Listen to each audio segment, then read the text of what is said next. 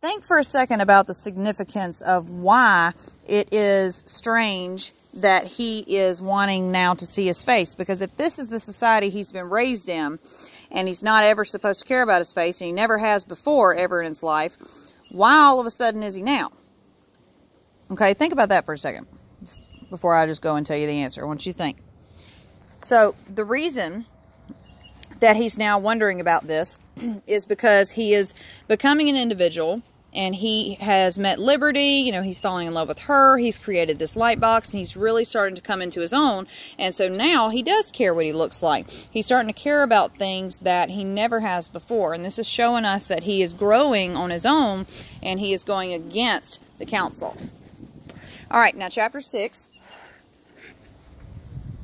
Here we go. We have not written for 30 days. We had not written for 30 days. For 30 days, we have not been here in our tunnel. We had been caught. Okay, right there. This is where it gets really action-packed for a little bit. So he got caught somehow with not being where he was supposed to be. Remember that when he's in the tunnel for 3 hours a night, he's supposed to be at the social meeting, but he sneaks out.